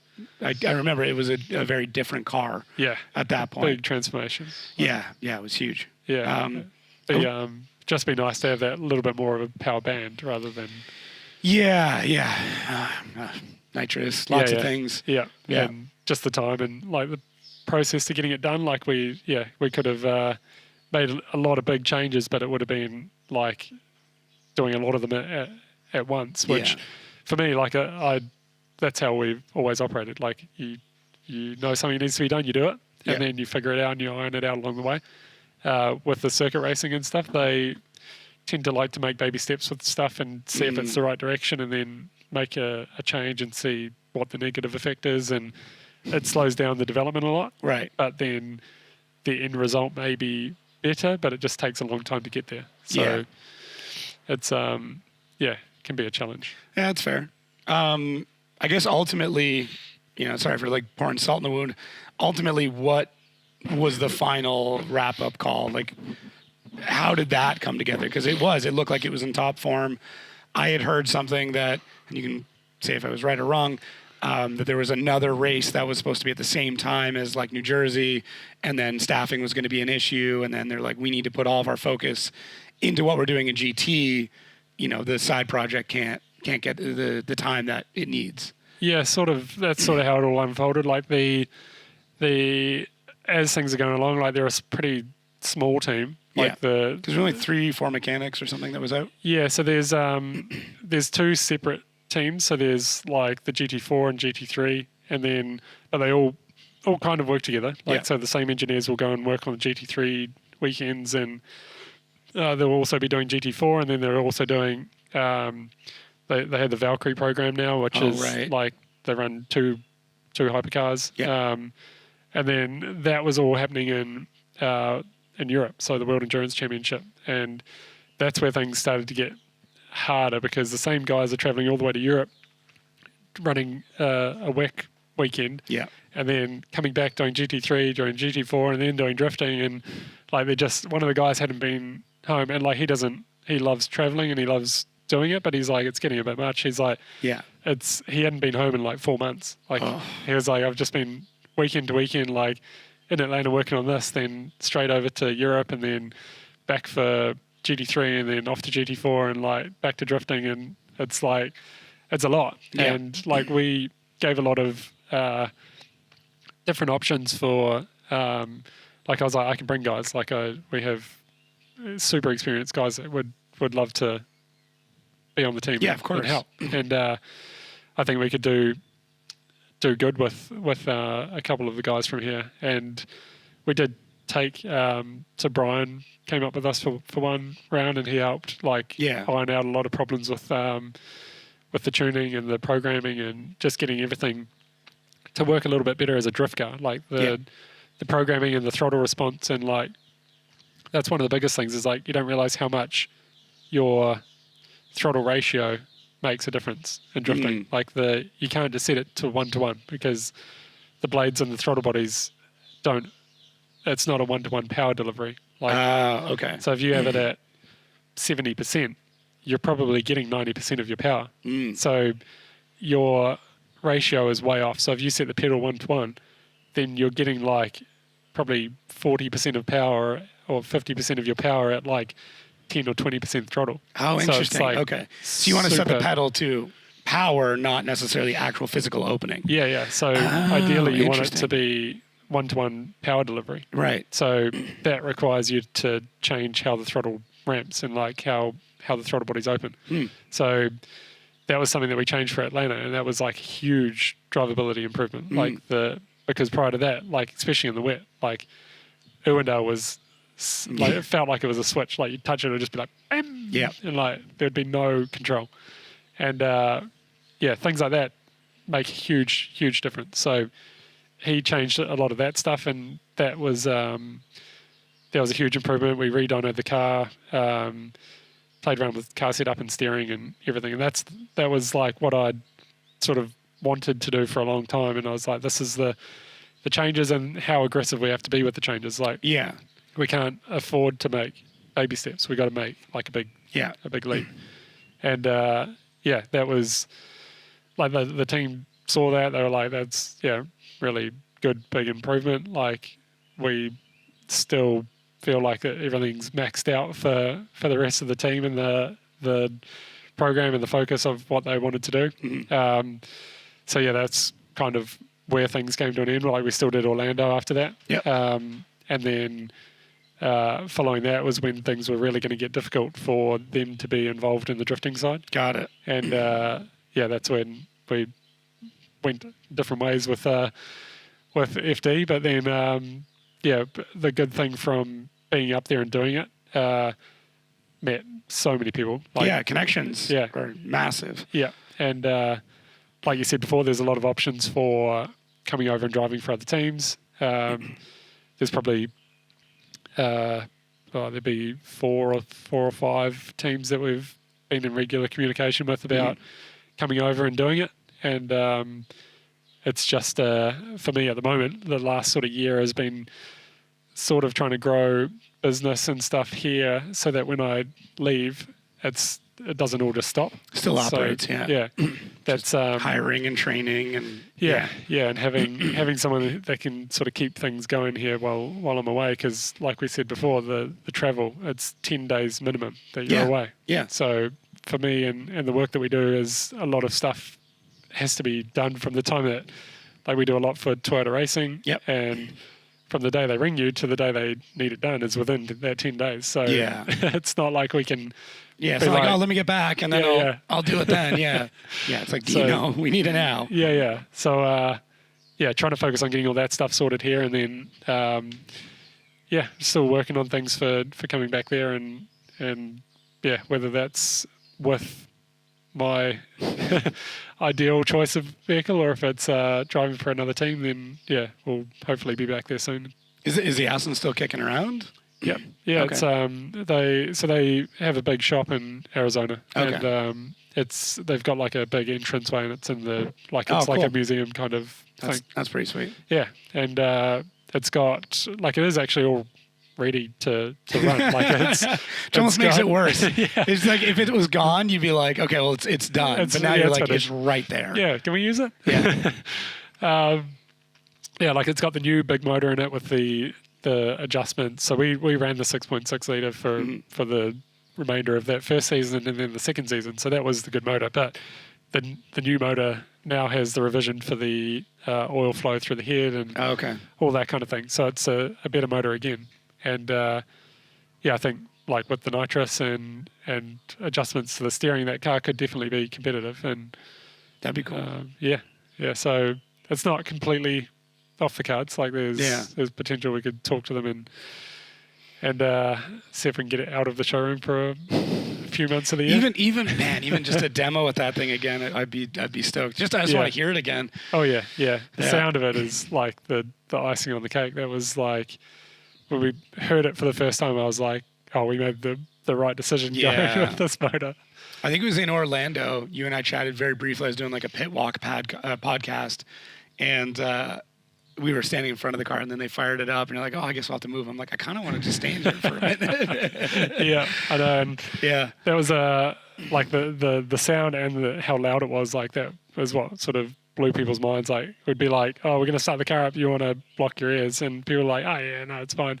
And you'd start it, and people would be like, whoa. Because it would start and go to like 3,000 immediately. Yeah. Like, And I it don't know would if be that like was was that like the warm-up cycle or something? Because like I remember every Yeah, time yeah. it fired up, it was immediately hold at 3. Yeah.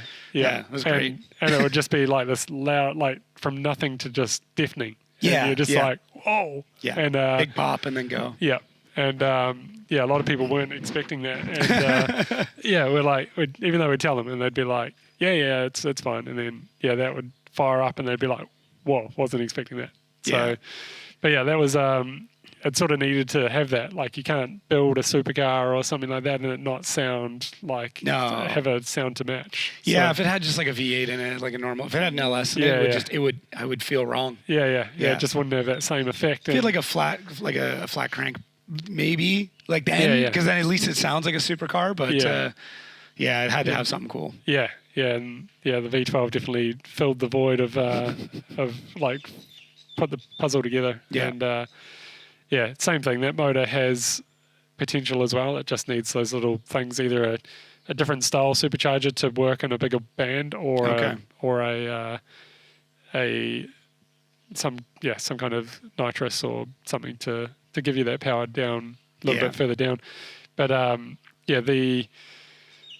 the rest of it worked really well. Like the superchargers were a little bit of a struggle, and like we opted for superchargers because of the sound. Because if we put turbos on it, they Dull act it. as big mufflers, and it really quiets it down. That's funny. That's what you went with. Yeah. And the trying to create efficiency, but also like for the rev range and the size of the engine and everything, we went with the two superchargers, the two Yeah. smaller ones, where we probably should have gone for a big single. And then, it would have been more efficient through the range. Yeah. So, Man. there was a lot of things with the twin setup that were challenging to work around, like just the bleed offs, and like we had a Bosch throttle body that controlled the bleed off from excess boost as Yep. the rev increase. But we had a problem with the logic in that where it would slam it shut. So if we were like on and off throttle, it would like get confused, and then it would slam shut, and it would keep trying to drive the because it wasn't because it would still be holding Still making boost. boost. Oh, so it tried to close harder. It was trying to drive it shut harder, and it would strip the gears inside the Oh throttle wow, body. that's weird. So we had that happen a couple of times, and that was a real hard thing to. There's a couple of systems now since that would make it a little bit easier. Yeah. And there's a few electronic like wastegate or blow off valve companies that a lot of the competitors are running now, especially for rain. Yeah. They'll just be like, bleed all the boost and just all engine in the rain. Yeah. And there's during the whole process, like Turbo Smart came out with a product that was like something that we could utilize, and like looking back at it now, we would do things differently in that area. But it's all things at the time you're trying to make it work, and like it's a lot of it stuff people had never done. So especially with that manufacturer or that engine build and everything, so you're trying to figure out what the engine can handle. Because nobody's done this. Not to it's, and to me it's always the shock load of drifting. Like you'd be like, we can rev this thing to 7,000 for 6 hours straight, and you're like, I don't need that. Can I need you do to it like this? Exactly. That shock load, and then that and clutch kicking are the two that just absolutely wreck engines. Oh yeah. And like Aston, so we had a lot of factory support. But they basically, with every one of their engines, they basically done everything you could imagine, like turbos, superchargers, boost, pressure. Like they've tried everything to see where the weaknesses are. They knew what would fail first before we did. And cool. Like they would tell us like this will be a problem, so we change that. That's why we ended up with such a good base engine to begin with. The only weakness was the fact that the oil feed to the lifters and stuff. That was it. That's really the only time we had an engine issue. But the design of the superchargers was something like if we had gone to a big single, we could have made it work a little bit better.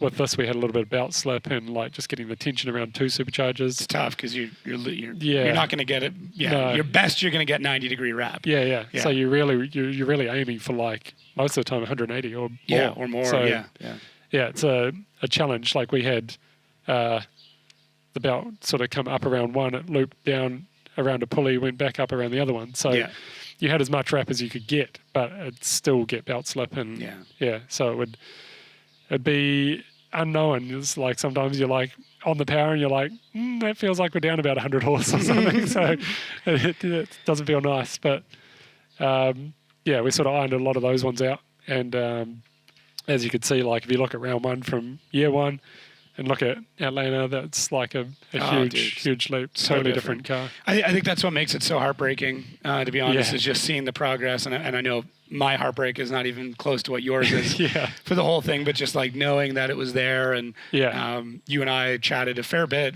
on the grid through year one and especially year two. And I think you kind of let me know in Orlando, you're like, we're fighting, but like this might be it. I was like, no, it's maybe the end. And I'm fairly certain that's why we did the podcast then, because you're kind of like, let's get a combo in here real quick. And that was the most disappointing thing for me for sure. Like the fact that we saw so much more potential. And I was like, we're finally heading in that direction, and now like we'd have to bail on it. And it would have been nice to at least finish out that season, because then we could have had another 5 rounds of showing that the potential is here, and we're finally sort of at the point where I probably wanted to be at like round 2 or 3 of the first year, because those were all changes that I was like, these are things that I feel like are weaknesses, and these are how we could like make a big leap to improve it. But there was a lot to do in the time frame. We had like teams in all different directions and committed to other things as well, so it was hard to get the changes made as quickly as we needed to. And that's fair. Like we stayed over there a lot ourselves, me and Brock. Like we stayed between Atlanta and Orlando for 2 weeks and just worked on the car every day and tried to get everything the best we could, but without sort of redesigning the whole lower arm. like you're still limited on your Yeah. adjustment. So Start It's- running the drill bit across it, try and bore out a little bit more or Try something. to oval Yeah. some holes. And Yeah, classic sandpaper on a, Yeah. on a drill bit to get it to go. On a we $250,000 car, and you're still doing like Yeah, yeah. reverting back to grassroots stuff. Oh yeah, and which we did. We made these like these offset spaces and stuff, which Yeah. were they weren't rough. They were properly properly made, but they were designed to space because it's like a reverse style lower arm, and like traditionally like a S chassis the cast arm runs forward to the front of the subframe. Yeah. Whereas this one runs backwards. So Okay. it's more of like a 350Z kind of design. So we made some ovaled washers and spaced the as much as we could. Like, so it's got like a oval hole for where the back of the suspension mounts, and you can offset it to one direction. Right. So we maxed that out as much as we could, which was basically about 3 degrees of caster. So Yeah. it was That's what got you close. Then go for it. yeah, Right? yeah. And for sure, like that was the best that it was Yeah. for sure by a mile. So, but yeah, hopefully we see, not the last we see of the car, but if whatever we work out, hopefully it involves either the 35 or coming back with another team. Well, I mean, if it's going to be for that, you got a little work to do, and that's got to be in a container in about 2 months. Yeah. No pressure. Yeah. I'm just saying. It looks a little bit neglected, but A little. That's all right. yeah, but it's They actually all look like this, though. That's the Oh, thing. yeah. People don't realize. And then they all come together, and it's yeah, good. dude. I mean, listen. You know this. You throw some wrap on it, that's yeah, fine. Oh yeah, some duct Wrap tape holds and- it all together. Yeah, sick, dude. yeah, we hopefully with that thing, it's it looks like it's a little bit worn out, but Yeah, a couple body panels. yeah, she's not as far as it looks, but I've been ordering some parts, got a bunch of stuff on the shelf over there for it. Got distracted with the 32 because we're putting a sequential in that, Nice. and then the 35 will be hopefully up and running in the next sort of few weeks or so, and yeah, there is an event coming up here that I'd love to get back to doing. Okay. Which Mikey's Summer Bash event in December. So You got time. You got a little time. You got a month. yeah. Just about a month. Yeah. Yeah. So if we can get it done for that and get it back out there, and that'll be a bit of fun. I missed out last year. I ended up crewing for Mike, and Okay. he ended up winning the event. So Pretty good job. Yeah. No. Like correlation isn't causation, but yeah. No, he drove really well. Like that was a cool event. Ended up breaking the RX-8, and he jumped in the RX-7 and won the event in his original original car. So That's super cool. Yeah. Sick. Well, sir, I appreciate your time. I know I got to catch a flight here in a few minutes. I really do hope it all comes together. If you need anything, I mean, whatever I can do to, I'm trying to get the word out right now. If anybody watching, you need a driver. Yeah. Found one for you. Yeah, definitely. Yeah, we've obviously made a lot of connections over there. Like had huge support from people, and super thankful for that. And that's like one of the biggest things to take away from being up there and doing all of that. And it'd be cool to come back and do it to the full potential. Yeah. Any last minute thank yous? Anything else for you before we wrap up? Just everyone, I guess. Like the over the years, like we've had support from everyone to be able to do what we do, and it's definitely not the end, but we'll hopefully be back in Some hopefully capacity. next year. And all right, we'll look for the driver's announcement. Yeah. They like to spoil things on that. I think I called you. Was it last year? Because you were on the list and then it didn't quite come together. Yeah. As me like, let me as soon as you want to do a podcast, let me know. Yeah. And you're like, it's not done yet. Like, give me a minute. Yeah, it's always hard thing to juggle because we have to get that side of things in so early, and all the ducks aren't always in a row before you have to submit that. Yeah. And your licensing and all that kind of thing, and it's a lot of things to come together before you can actually commit to being there, and that's sort of where we're at the moment. So we'll see where things unfold, but Nice. good Cliffhanger. Yeah. Sweet. I mean, sorry. Sweet as. Yeah, Appreciate it. sweet as. I'm learning. There's a lot of phrases that I can't say on this show that I've learned this week. But, Yeah, for everybody watching and listening at home, thank you so much. Please check out everything on Darren Kelly and yeah, keep an eye out. Maybe something big's going on. I'll find out after the camera turns off. But Yeah. all right, dude. I appreciate it. Sweet. Thanks again. Thank you.